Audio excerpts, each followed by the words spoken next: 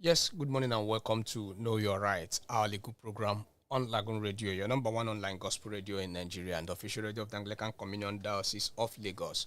We are transmitting live from the Diocesan Media Center, 29 Marina, Lagos. It's a beautiful Friday morning, the 16th day of February 2023. 2024. I am Anosi Kechimeze, welcoming you to today's edition of the program. And today, we will be looking at good guides in real estate transaction, proper due diligence.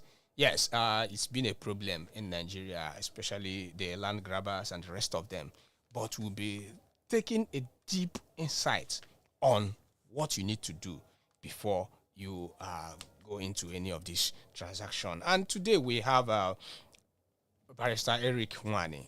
He's the managing partner Eric Owane and Associates. Barrister, good morning and welcome to the program. Good morning. Thank you. Okay, now, the real estate is a fast growing business in Nigeria now. First of all, what made people to venture into these real estates now? Okay. I think I would say that unlike every other industry that the will have down times and up times, the real estate industry is one that rarely experiences a downtime, in the sense that a property that is worth 2 million today can never be sold for 1.5 million. It's either you're selling higher than you bought. It's always you selling more than the price you purchased, because at every point in time, a real property is appreciating in value. Be it a bush, at some time, development will eventually meet up with the forest, just like what we have in several parts of Lagos today, where you see places that were previously swamp areas have been sandfilled and given more value.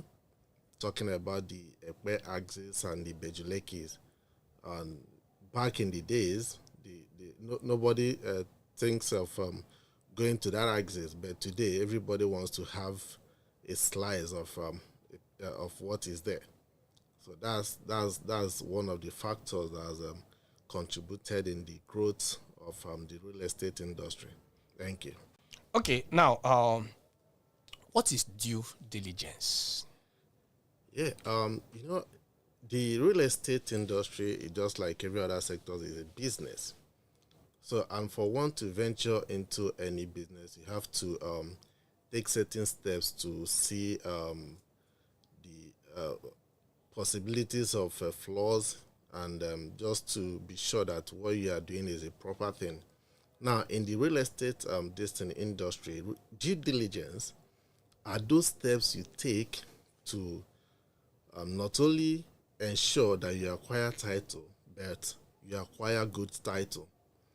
So in the course of your due diligence, you have to be sure that the person who you are dealing with is the rightful owner of the property, and that the property is not subject to government acquisition, like we have some parts in Lagos, and that at the end of your transaction, you get value for your money, and nobody will dragging you about and making you to spend more money in litigation and what have you not.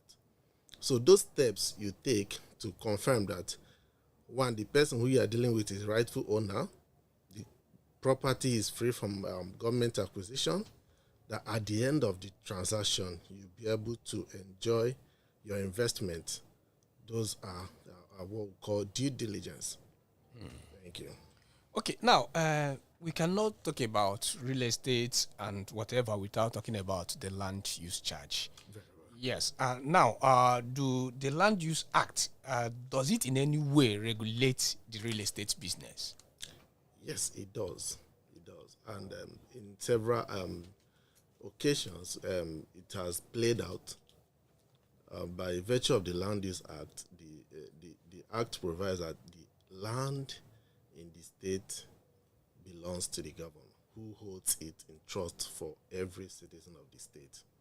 We have seen that play out where titles are revoked, the persons affected are compensated, and we've also seen people applying for direct government allocation in several areas. And who gives all these allocations is the governor. And even subsequent transactions on titles that already have a CO for gazetted excision, you see them applying to the governor for consent. So all of these are stipulated in the Land Use Act, and every prudent real estate business person will not overlook that. Okay. Now, how does the Land Use Act regulate in Lagos? What do you need to do, or do the Land Use Act also regulate the activities of the Omonile? Yes. Sometime during His Excellency's regime, that's His Excellency Latif Jakonde, Okay. there was a global acquisition of all the lands in Lagos. So families who were affected were then called to come and apply for excision. That is where the issue of excision started in Lagos.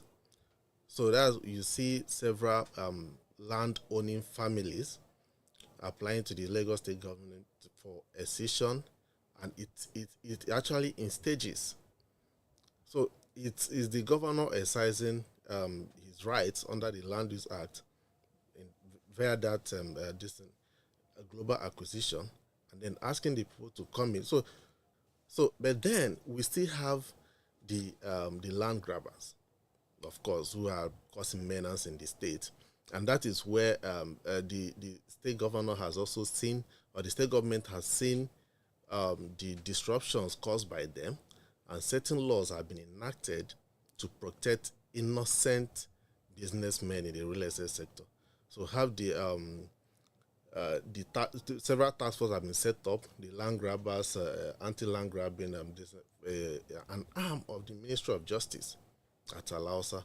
So in event someone is trying to forcefully take over your land, you probably make a complaint to them. The person will be invited, you'll be invited, and meetings will go on. And at the end of the day, we'll ascertain the different rights of the individuals. Okay. Now, our first question, somebody coincidentally is also the question I wanted to ask this the next time.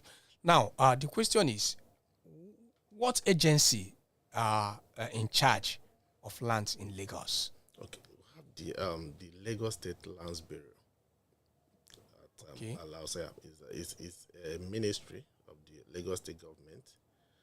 So in due diligence, several flashpoints has to be taken care of.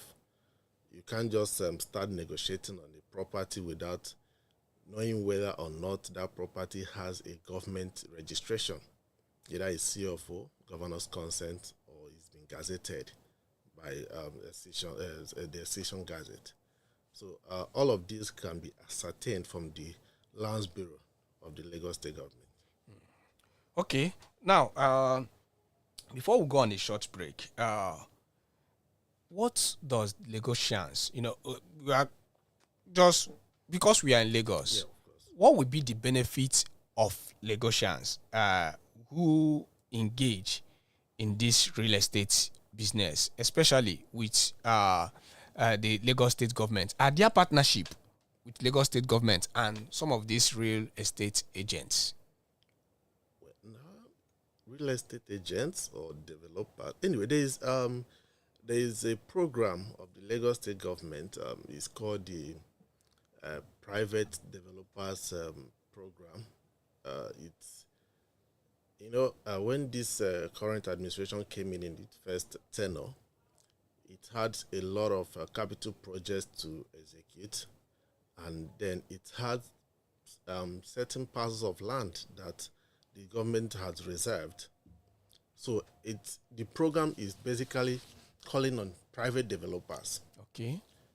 apply for government allocation, pay the assessed fees, so government can generate revenue to execute its project, and then you go ahead and develop that property that will be allocated to you. However, you are given a timeline. That's one. It must be in tandem with the master plan of Lagos. Okay. So it could be strictly residential, it could be mixed, it could be strictly commercial. So when you look at towards the Aja and the Bejuleki axis, that's what you see mostly happening there. Like if you go towards Orchid, that program was executed there. Now, along just by Freedom Way, there is an estate on your left. If you see it at the gate, PSDP, that's Private Sector Developers Program. Oh, Is that program that bettered that estate. So same thing applies. Some are still at the groundbreaking. Some are still trying to come up with the money and all of that to pay the assessed fees so that they can go into full development. Some have actually built as well. So you see that way, you don't just see anybody buying a property and then bidding whatever he likes. Contrary to the, what do you call it, the master plan. So it has to go with the plan. It's more like a win-win for the private developers as well as the Lagos State government. Government is making money and executing the its capital projects. The developers are doing their business, of course, making profit as well. Okay, now, is there a difference between the real estate agents and developers? You know, most especially this Lagos Island, you hear more of developers than the real estate. When you say real estate agents are basically persons who are in between the developers, so to say, Okay.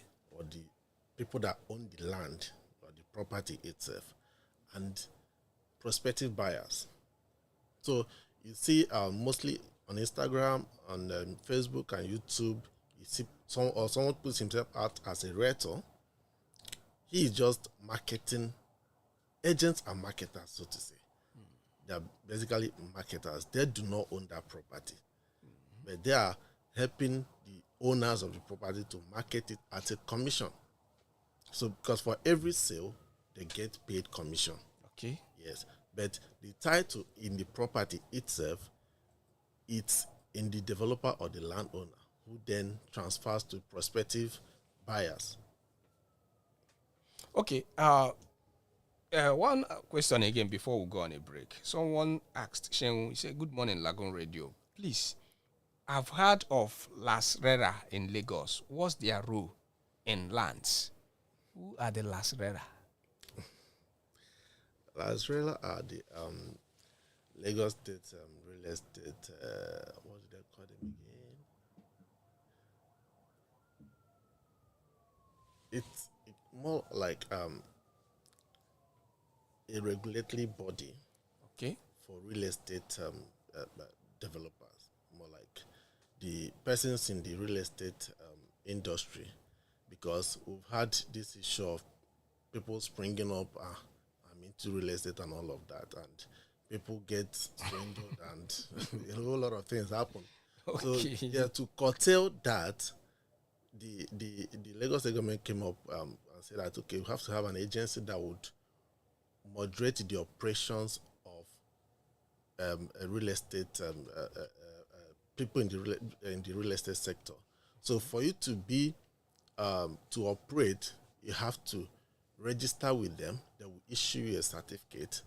So in the routine checks, they may just walk into your office. Okay, you're into real estate. Where is your last this certificate and all of that? So it's an agency of the Lagos State government that regulates the industry as well. Oh. Yes, just to curtail the let me just put it, the frauds there, because you see people part with their money and then no value for it at the end of the day. Okay, you're still on to Know Your Right, our legal program on Lagoon Radio, your number one online gospel radio in Nigeria. And we are talking about good guides in real estate transaction. We'll go on a short break. When we come back, we'll be looking at the legal perspective of this topic.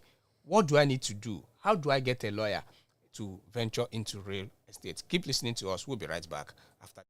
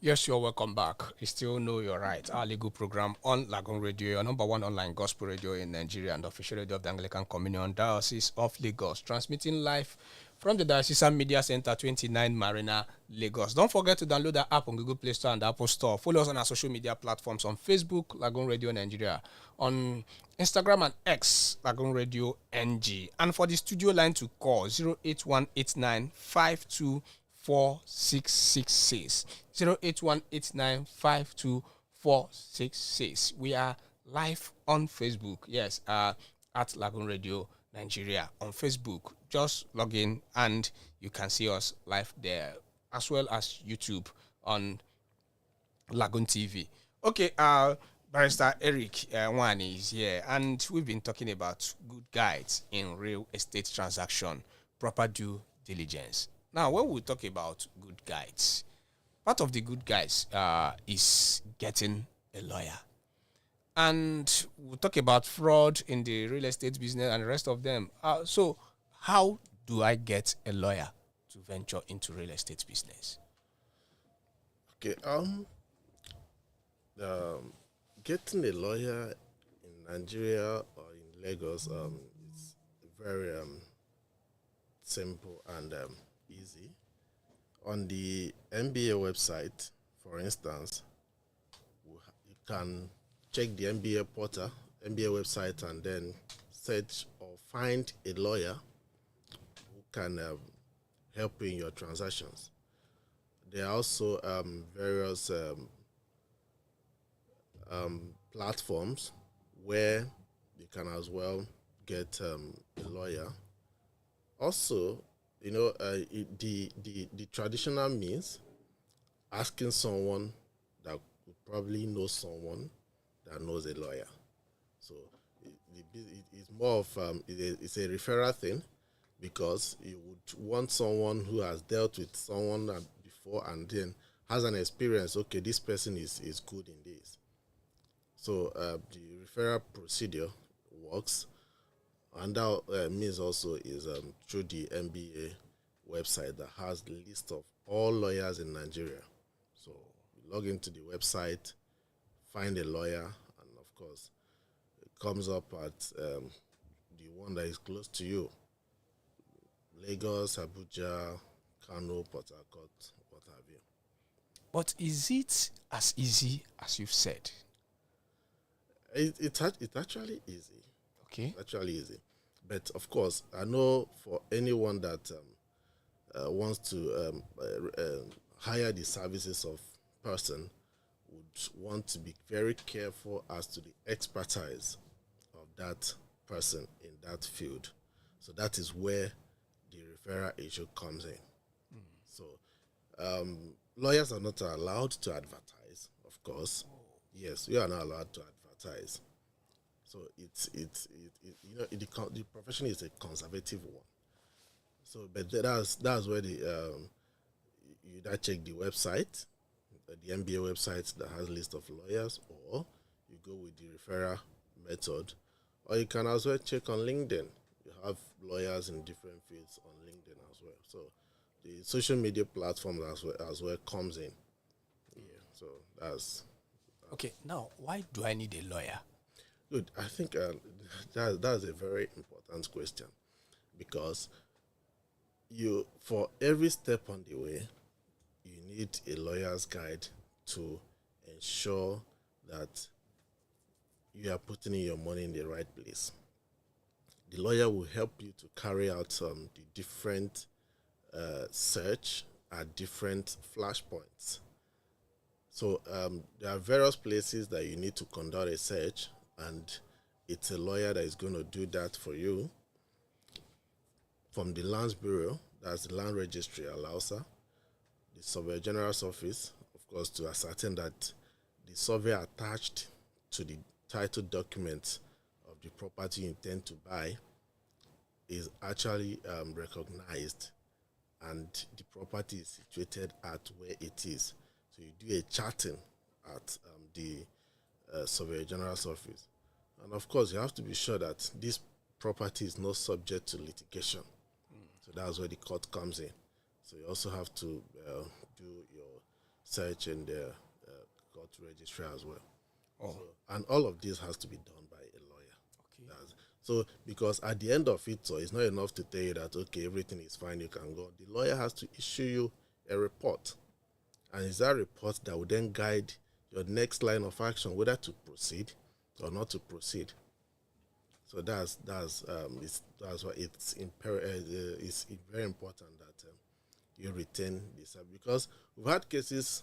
If you want to do it yourself from the beginning, you may run into challenges that will make you to even pay more, because when it's easier to spoil something than to repair it. So if you take the right step from the beginning, it goes smoothly.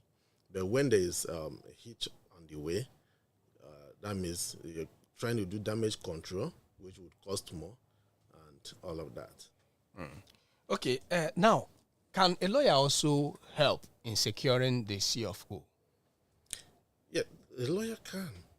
A lawyer can go through the CFO procurement process for you. Submit an application, the documents and all of that, follows up with the office of the registrar of titles, and say that, okay, your papers are moving, and it gets to the governor's desk, and then you pay your fees, and then you have your documents out. Now, let me quickly point out something. People are mixing up CFO, governor's consent, survey. They are all different legal documents, and they have a different degree of importance. They are all important, anyways. But then you may be making inquiries. People be asking probably a rate. Okay, I'm interested in this property. What are the title documents? They'll tell you registered survey. But that sometimes when I hear it, I'll be like, okay, registered survey. That's a survey. Basically shows you the boundary of the land. It's a legal document that delineates the boundaries of the land and nothing more. So telling me the title document is registered survey is more like telling me that there is no title document. So because the C of O is a title document. Okay. Now, governor's consent is a title document. In a property where there is an existing C of O, there can be another C of O on that same land. The further documents you process on any transaction on that parcel of land has to be you are applying for the governor's consent. Governor's consent and registered deed, they are the same. The registered deed, I mean, it's not this one, the stamp. Okay. Registered deed at the lands registry, because I've asked someone before, okay, you say there's a registered deed, okay, can I have a look at so that I would get the number and then do my search and all of that. Lo and behold, what I was presented with was the normal one there, just pay a stamp, duty stamp on it. So I told him, okay, that this is not a registered survey. This is not a registered deed. A registered deed will have a registration number, volume, page. Okay, so that's so I just wanted to make the clarification as regards these 3 documents. Yes, thank you. Okay, thank you for that clarification, because oftentimes I thought they are all the same, the governor's consent and C of O. I never knew that they are on different levels. No, they are on different levels. Okay, now moving forward, Kelvin asked a question. He said, good morning, Lagoon Radio, and good morning, the barrister. Please, the barrister is sounding as if getting a lawyer is too easy in Nigeria. What if I don't have the funds first? How do I get a lawyer? Well, you need funds to get a lawyer anyways, because someone that wants to deal in real estate should have money. Yeah, so, and you can't be pricing a property without having money. Oh. Yeah, so yes. So why putting together the funds for the property, also put together the lawyer's fee for the documentation and due diligence to they come together. So if that's the difficulty, then I think the person should source the lawyer's fund first. Then. Okay, but can this be? I heard some of your colleagues talking about pro bono. Can a real estate deal? You cannot do real estate on pro bono. Okay, this is pure business. This is business. Oh. When you're talking about pro bono, we are looking at indigent persons who are incarcerated in the correctional centers, who do not have anybody to come for them. So we extend the pro bono to them. That's why, not for someone who wants to expand his empire. Oh. Okay, now, just as we've talked about getting a lawyer, yes, sir. What do I need again to venture into real estate? Okay, I honestly think that a lawyer who has expertise in the real estate sector, it's all you need, because that same person would have a surveyor that would be able to chart the survey on the land. If there is none, to pick coordinates and do the charting at the Surveyor General's office to ascertain. So, but in event the lawyer doesn't have, then you need a surveyor as well to pick your coordinates. Okay. Do the charting and ensure that, okay, what you have on the paper you are giving is what is on site. So as to size, as to whether it's free from acquisition or not. And of course, the delineation, okay, Mr. A is sharing boundary to the west with Mr. B and what have you not. And how far or close is it to the road as well. Then the layout of where it is, does it correspond? So that somebody doesn't sell road to you at the end of the day. And this has been my biggest fear, talking about selling road. Now, somebody asked me a question when we posted the flyer of the program. what if I make that mistake of buying a land that has been bought? What do I do? Okay. That has been a predominant issue where you see homoneyless double dealing. They'll say to Mr. A, say to Mr. B, the same parcel of land, and most cases they step aside. Mr. A and Mr. B will be battling themselves. They'll be in court, they'll be here, they'll be there. So the thing, and that's why it's important to do your due diligence, because that would reveal to you whether or not the property has been sold to someone else. That is where the due diligence comes, because you don't just do your due diligence at the government offices. You also have to visit the land, ask questions, people around, because rarely do you have a parcel of land that nobody lives near or nobody has next one to it. If I own this parcel of land, I will most likely know who owns the next one. So if I want to buy this, I'll say, okay, fine. Who has this one? Has it been sold? Then they say yes. Okay, I say, who has it? I may just, maybe behind them, I may make an inquiry to find out who has it. Okay, do you know if this property is vacant? Is it free or has it been sold? So the person will most likely know and tell me that aside the search and all of that, the chatting and all of that I've done with the government, I have to do my traditional due diligence as well. It's after all of these are done and I'm comfortable that this is a good deal, I'll then do my report to the client and tell him, okay, we are good to go. But if I find anything not regular, I have to point it out to him that this and these are what I found. On this basis, I'm advising against this transaction. Okay. That's. But at there times, someone can do the real due diligence and still fall into trap of these fraudsters. Well, hardly. But if there be any foul play, it's probably the property that has been sold to you is being sold to another person.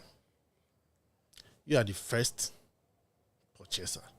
So maybe someone else wants to come and the person will probably not do the proper thing, and then they now sell the same property to the person. So only for the person may be ready immediately to move to site and maybe start work and all of that. Then you now hear, okay, somebody is on my land. That is where it's. But on your part, if you do your proper due diligence, you hardly have that issue from onset. It could be a subsequent issue from someone who did not do the proper thing. So hardly does it come up. But of course, to every general rule, there's an exception. So the exception has to be a secondary buyer, of which you stand a better position and chance against the person anywhere. Okay. Now, what would be your advice to anyone who wants to venture into real estate, especially in Lagos? Because the stories are not friendly, and out there is like a war zone. So, what would be your advice to anyone? Okay, my advice is the property investment is not something you do in a rush. If someone shares an offer with you now, say this property is up for sale, some even come in the guise of it's a distress sale. It's going for social amount and more like fastest finger. But then we're talking about millions. Yeah, especially property within Lagos Island, we're talking about millions. It's not something you just pick up and then throw without considering, do I need this? It's a good investment, fine, but you have to trade with caution. That's that, because it's once money leaves, to recover the money, you have to spend more money. Oh, yes. For every recovery, you have to spend money. That's the thing. So it's advised that you take your time, apply caution, and verify all that is presented to you at every possible flashpoint, so that you'll be convinced that, okay, this is truly a good deal. I should proceed with it. So my advice to prospective real estate investors is in Lagos, and of course anywhere in Nigeria, is don't be in a rush to buy a property. It's not a perishable goods. No. It's something that years to come, if you invest properly, you'll be glad you did. So in order not to cry at the end, take your time and comb every where you need to comb to ascertain that what you're presented with is genuine, is true. Okay, now, before we go, sometimes, to get something from government is a very long time. It takes a very long time. Now, if peradventure someone's land is encroached or maybe taken over by the government without compensation, what will the person do? Okay, the thing is, government doesn't just move. It takes I know I've experienced several of them. They do series of engagements, Okay. with the stakeholders in the community, for instance. So the list of persons affected by that will be collated and all of that. Okay, take for instance the Fourth Mainland Bridge that is coming up. They are currently collating everyone that will be affected by that project, so that before they kickstart, they would have either resettled them or compensated them in any way. So what happens most times is, maybe someone is you don't, but there's, with the news that go on often before the actual thing happens, I don't know, a prudent person should have gotten wind of it, and of course ask the right questions. Okay, we that have properties there, what will happen to us? Someone somewhere will direct you, okay, this is the person doing the collection of names, and you can submit whatever you have. And again, most times, because government is government, the developers as well most times engage the stakeholders of the community. That, okay, government has allocated this to us, we want to do this, we are going to be your neighbors, we'll do this, we'll do that, but still we know that we've been affected by this act. So how do we come in so that we can have peace? Because someone dealing in large scale, that will eventually say to subsequent subscribers, would need peace to do business, to do your development, to do whatever you need to do. So in order for you to have that peace, you have to still engage them, and then have them on your side, so to say. So that's that. Okay, and that's where we leave it this morning on Know Your Right. We must sincerely thank you, Barrister Eric, for coming on the program. Thank you, sir. Thank you for educating us this morning. And thank you for tuning in, and thank you to Sheung and Michael for your messages. And the show returns again, same time next week. From me, Anosike Chimezi, and our producer, Sandra, is goodbye, and do have a lovely weekend.